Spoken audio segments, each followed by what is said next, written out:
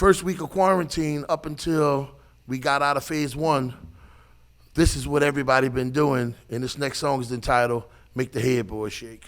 That's what's been going on for the last year, so you're gonna see a lot of strollers at Walmarts and Targets. There's gonna be a lot of strollers and a lot of COVID-related names, but we dedicate this to all the ladies out there, and we pride ourselves on this song. To the bridge, 1.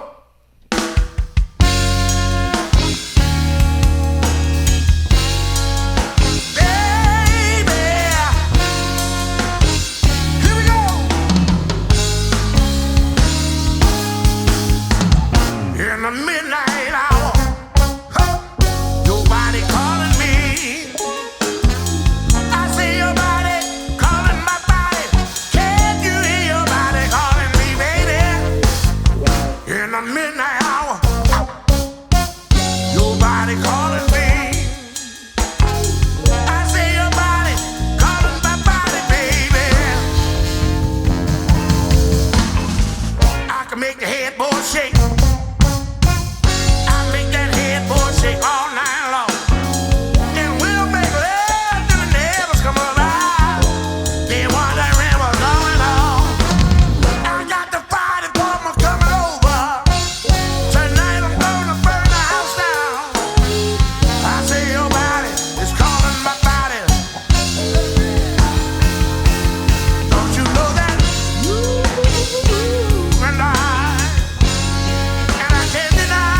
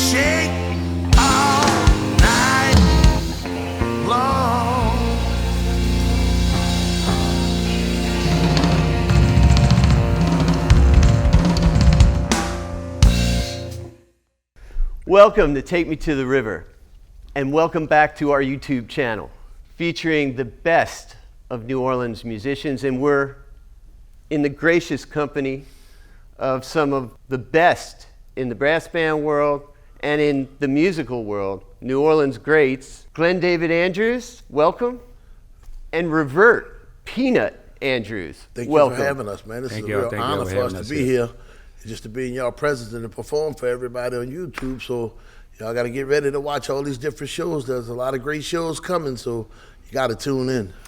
That's one thing we tell everybody is support your artists, go to their websites, download their music, whatever you can do. The pandemic has not been kind to musicians, and so go out and see them too when they get on the road.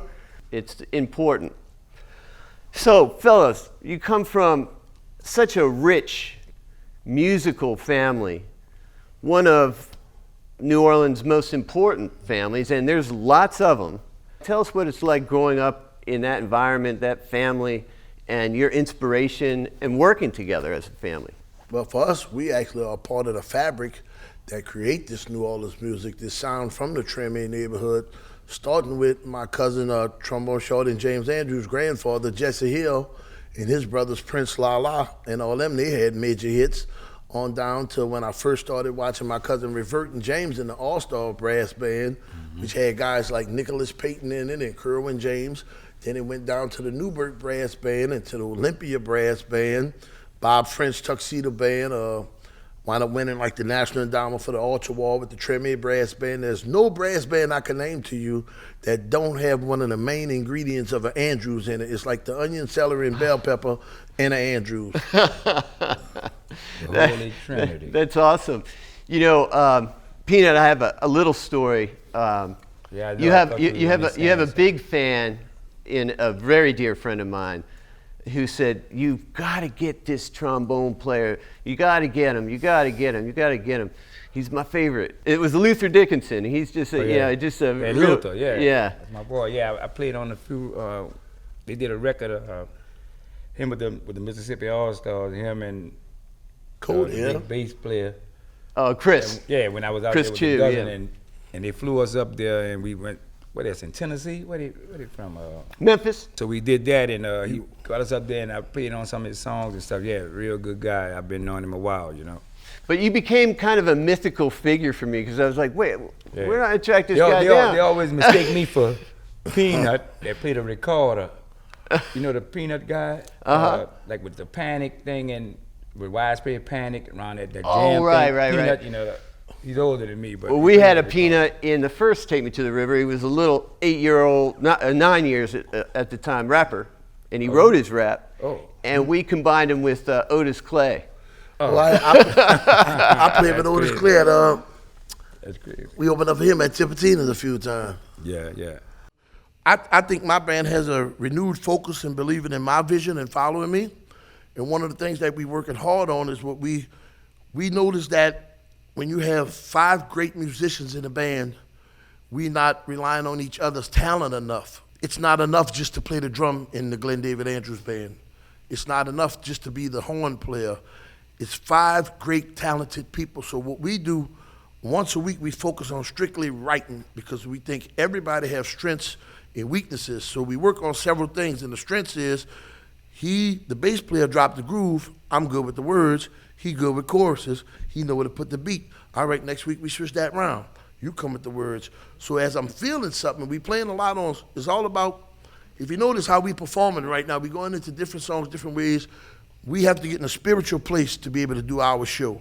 Once I felt this, I started writing to it. I think when we first came with it, we was like, that's a groove on something.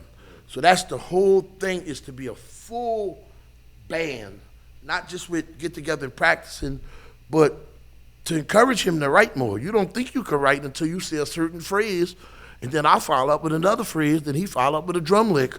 Here's the song.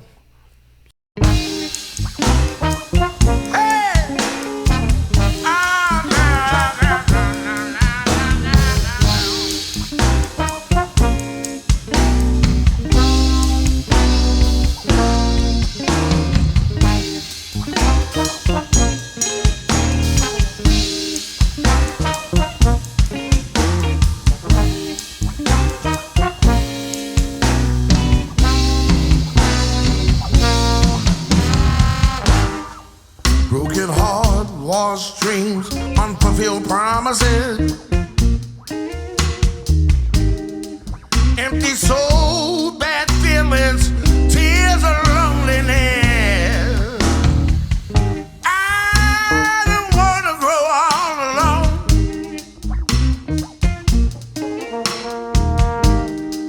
So make our house a happy home. To raise a family. Joy for you and peace for me. I'll be the man that you'll always love. I said you're the one I've been searching for. Oh, deep down in the sanctum of my soul. No more trials, no more tears, no more lonely nights. Together we'll roll. I'll be the man that you always loved. For you're that one I've been searching for.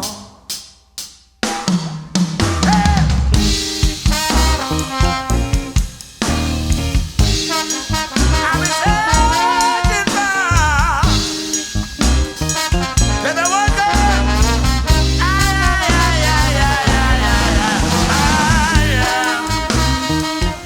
been searching for.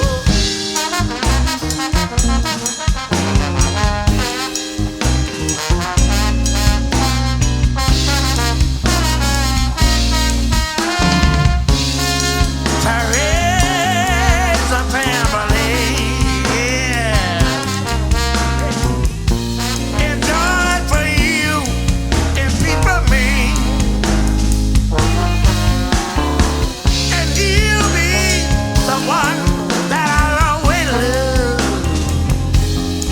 Say you're the one I've been searching for. Say, breaking her lost dreams, unfulfilled promises. Breaking heart lost dreams, unfulfilled promises. Breaking heart lost dreams, unfulfilled promises. Breaking hearts lost dreams, unfulfilled promises. Ay, ay, ay, ay, ay. Hey, I wanna talk to you now. Ah, baby, talk to me now. Hey, hey, hey. Breaking heart lost dreams, unfulfilled promises. Hey.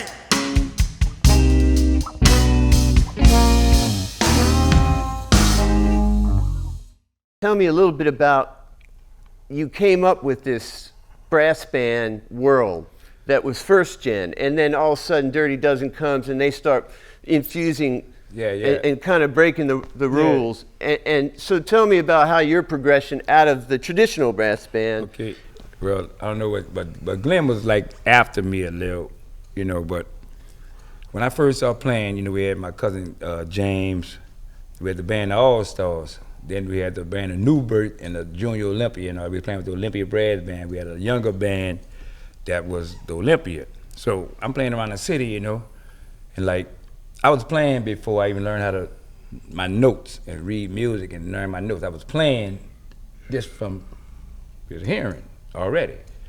So we started playing and making these songs and had the band and we gigging and we did the World's Fair and all that. The first World's Fair we had down here in the, when it was 84. 15, 16, we teenagers. So once I came out of high school, you know, 89, 90, and then they told me, oh, so Keith Anderson, Wolf, he was getting in the Dirty Dozen on the sousaphone, so he told me, man, they want you to play the trombone. But I've been going to the Jazz Fest every year listening to the Dirty Dozen since I was a kid. So I said, I want to play with them. Ooh, I want to play that. So when I got on the horn, when they called me, you know, I went straight there. And then I traveled all around the world and been to all these countries. And, you know, I did a bunch of stuff. And musically, you know, it took me to another level because I'm playing brass band, But at the same time, I'm learning all this other stuff because they were playing with Dizzy Gillespie and, you know, like I said, and then Glen came about a little later. So while we on the road with Trombone Shorty, you know, they got their little brass band, they go in the quarters and all that playing. They first starting out learning songs. I'm already touring. And then when I came back, you know, I come back, remember Travis, and Troy them hitting high notes like, wow. I'm like, God damn, where y'all learn that at? Watching you. You know, and then they had their band, and then like everybody just branched out. But like in New Orleans, in the Sixth Ward especially, downtown, it was always a rich and, you know, bountiful musical community with musicians. So like, he got a band over there, he doing this over there, but we knew everybody. So the Rebirth was doing their thing, they were changing the music. The Dirty Dozen was already changed tempo, then the Rebirth came, so everybody knew everybody, so we working with each other, and everybody just branched out. You know, that's what I was trying to tell Glen. I say, the culture is so thick and all that, like, our younger people behind us coming up, and they learn all this stuff, so the history gonna go on, you know? And But music the gonna culture keep is so growing. thick, like, you know, they got all these bands and all these kids they want to play, and everybody got a foundation of what to know. And then they find themselves and learn their own music and bring that forward, and it's evolving. So, you know, I love it. I enjoy it. That's why every time I play, I'm trying to play 100%.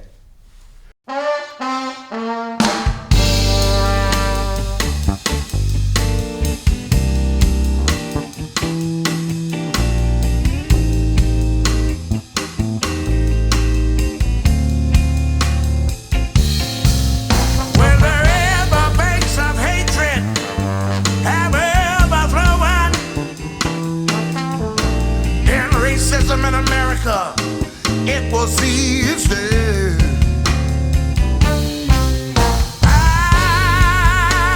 My troubles will be over,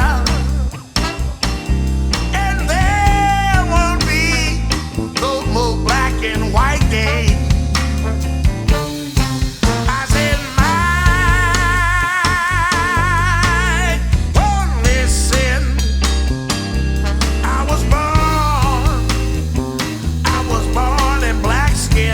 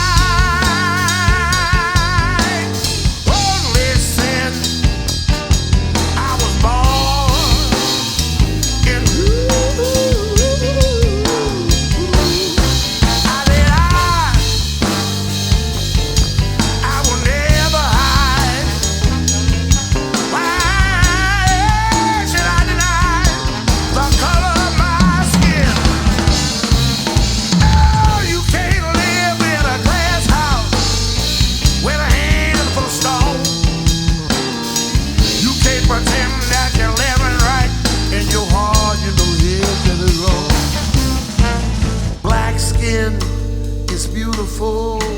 And white skin, it's beautiful. Puerto Rican skin, Israeli skin. I say Haitian skin and Dominican skin. And all God's children, so beautiful.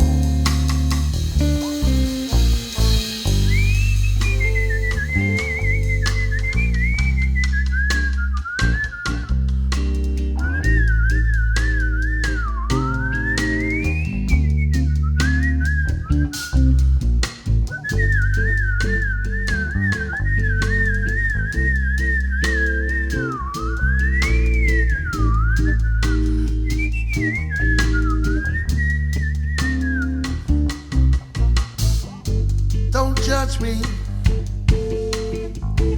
don't harm me, don't hurt me.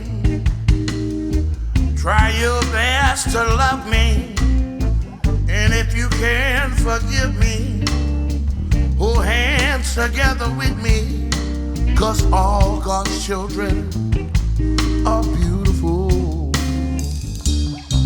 I say beautiful, they're so beautiful. And all God's children, so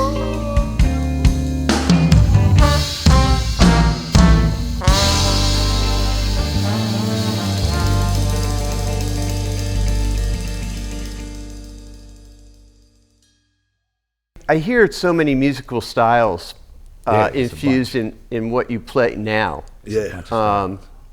What seems to inspire you in terms of music and writing?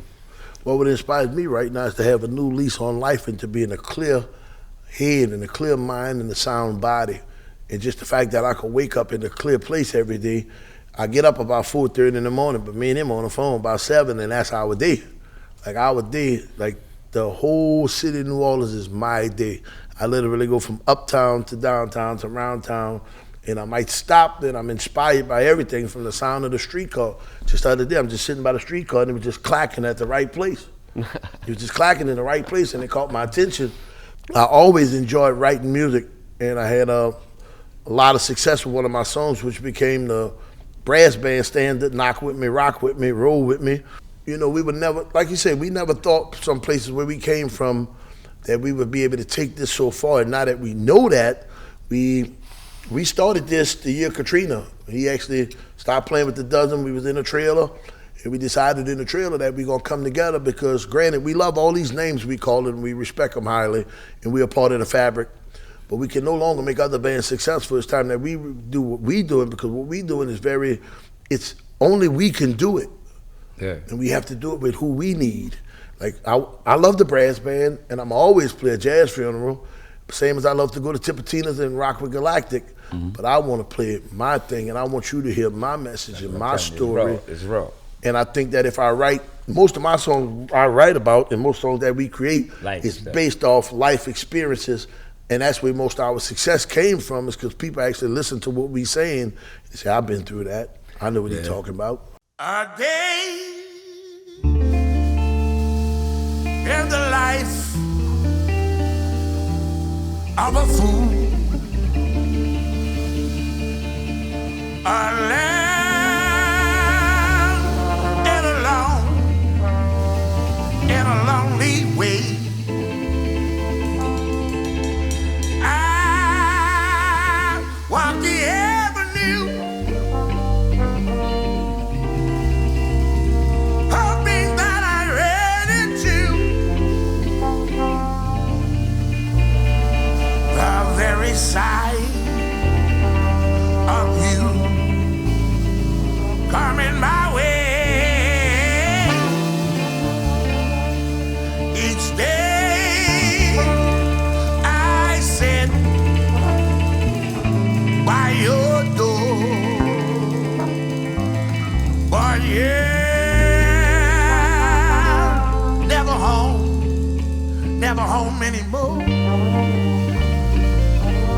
Sit back to my room. I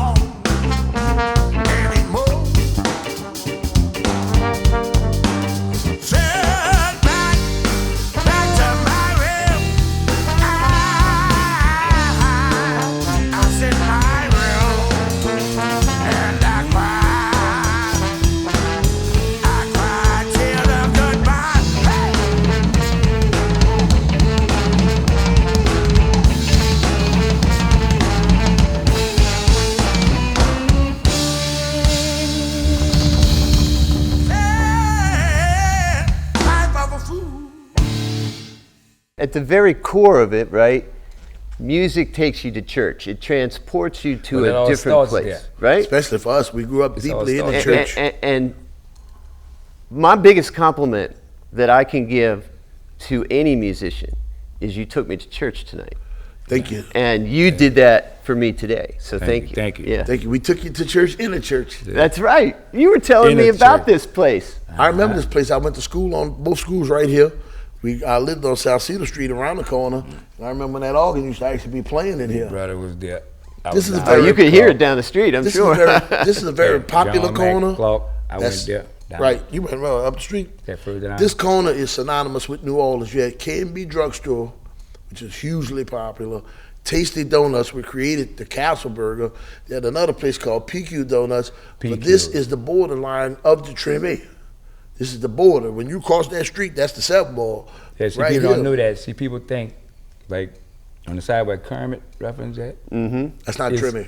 That's a 7 wall. When you cross over Esplanade, where the Treme Hideaway at, down Claiborne, or wherever, down there, about St. Claude, or when you cross over there, you're in the 7th wall. Which is rich in history as But well. it's still Creole history, real I don't history. know, back then it was the Treme and the, I mean, like they call it Treme that side and this side, or just that side. At first, it was all the way to the lake. See, Treme, and as John you know, Claude Treme history sold goes so it far off, back. the city started developing more, and they broke it off into wards. So what was life like? Tell our viewers of what Treme was coming up in Treme. Coming up? Yeah. Well, he was a little after me. I was after him, but I can still tell you caught about it. when I was coming up. He called When it. I was coming up, and I was living in the Lafitte project, you know, Orleans and Claiborne. I was living on Galvez. So I told you my cousin James and all us, he was living on that side. So we always meet up and to go play music in the quarters to, you know, make some tips. So your mama didn't got to worry about buying, you know, school clothes and all that. Because, you know, back then, like you said, we were in the project. We had no money. Your mama can't go buy, you know, Nikes and Ballards every week. So we start playing. So I'm going the whole summer, I'm playing. I'm kind of giving my mama the money, half of the money. So she like that. So I'm buying all my clothes, my sisters, my brothers, and I'm playing. So we going over there, we young. So we don't know nothing, but we want to play music. So I'm listening to everything, all them bands, the Olympia, I'm listening to everybody. I'm listening, I say, I want to do that. And after so many years, like I say, I started playing, and then they started their thing, and then it just been going on, you know? It was hard, but it was a bunch of family-oriented stuff. It was love. On Mardi Gras and all these holidays, we get together, cooking. So we always had that, but we just didn't have money. But we still had this culture, and that's what we did. Every Mardi Gras, when you're coming up and you see that, most kids, the Mardi Gras Indians, horn players, they want to do that. A second line club, they want to do that. And that's what I started. Now, when he started, he could tell you. When I grew up, like for me, it's like starting a church. My aunt and them really deep in the founded second oldest Baptist church in the Treme, Zion Hill Baptist Church. He had like Alvin Alcorn and great musicians recorded there. About 15 years ago, we did a record there with John Boutte, Paul Sanchez, Trombone Shorty. I took everybody who wasn't from the gospel world and put them in one of the oldest gospel churches. So my typical day in the Treme is there's 13 ballrooms between Basin and Esplanade. There's 8 funeral homes. All of it got music. None of the ballrooms mostly closed. So everything you infuse with in the Treme is music. So my grandmother's neighbor is Harry Nance. Shannon Powell live on the corner. My auntie Loyson 12, by them being friends with Danny Barker. Danny Barker being in this place they call the shop, and you might have Red Fox. We had, no telling who was with him in we there. were kids, we had, what his name, Clark Terry. All these people come in there, and we little kids. But like for me, my idol was like the Tuba Fat. Tuba Fat. He lived on the top of the shop. Remember Tuba staying there? I was small, I remember, but I heard He about was it. still young. See? But like for me, when I saw the Olympia, like for instance, I saw the Olympia in the red pants, and I knew I was gonna get those red pants, but I didn't know you could get the pants, but had to earn the yellow stripe. So I earned the stripe. So to join one of the oldest brass bands, then to play in the Treme, then I wanted to play with Bob French because of the history with Louis Armstrong in a tuxedo. Well, I became friends with Bob French, and eventually I was able to play with the band and be the lead singer. So everything I saw, I was able to emulate. You know, we had, at one point I had an inner tube and a tie around my neck pretending to be a tuba player, and eventually we bought a tuba. Yeah.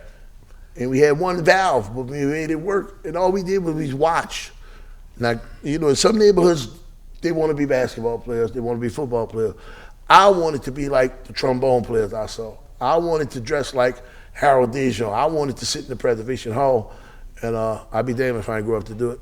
And then you gotta look at it. That's one of the, like when you look at it, if you look at it anywhere in this city or maybe anywhere in the country, the only place you're gonna get kids that's coming up in like this culture to see second liners and bands and all that, and they say, oh, I wanna do that. It's only here in New Orleans. Like, you can't go nowhere else and say, Nowhere. what you wanna be when you grow up? Oh, I wanna be a brass band, I wanna be a musician, I wanna be a second liner, you know, I wanna be in this culture, I wanna be a Mardi Gras Indian, I be sewing. See, you're not gonna get that nowhere. So they got a lot of kids coming up that's keeping that going, especially with this brass band thing. They got so many bands and so many kids playing. And that's what I'm proud of, and I'm happy that the culture still gonna be going on when I'm gone, you see, because you know a lot of things die out after a while. Yes. So This won't die. this ain't gonna die as long as we got them youngsters playing like his brother Derek, and he got the roots of music and all this stuff happening. They teaching these kids Right. and keeping this going. So when we gone 30, 40 years from now, they It's still gonna be got going people. strong. But like I know one thing, our family, we got enough of them. They gonna, and they Oh, like there's to a bunch be of 'em. babies. That's the whole purpose Too bad. of Take Me to the River, is to ensure that we know where our music comes from Right. and we foster it and make sure we support it. Support it. And you need to pass it on Got to to. the next generation so they know where their music comes from. You have to. You Like know? we could go from, I guess, I consider when we play roots music, I don't like to define our music. I like the term roots because it means you doing your thing. But at any given time, we could sit down with no amplification, no electric instruments, just with our cousins, with a string bass, drums, and we gonna play it the way you heard it 100 years ago. But at the same time, this is the music we actually listen to. I got the Kevin Gates in the future, and I love all that, and I love a All good that. rap I concert. love it. But I do have Jelly Roll Martin up on my playlist first, and I emulate that because I really feel that. Right. I really feel, I've been watching Solomon Burke. I feel Solomon Burke and I appreciate it. But we also, you know, we still walk into the steps of the Idris Muhammad's, the Eddie Bull Paris, the Milton Baptistes. We walk into these people's steps. The Big Al Costas and them gave us something. We have to. There's no way in the world you cannot pass it along for it to keep going. Hopefully my daughter will inherit 100 songs from me, but hopefully it's 100 songs Turn it that to she 500. inherit to 500, but that she perform all of them. Not just inherit them, she actually perform them. Yeah. Wow. Wow.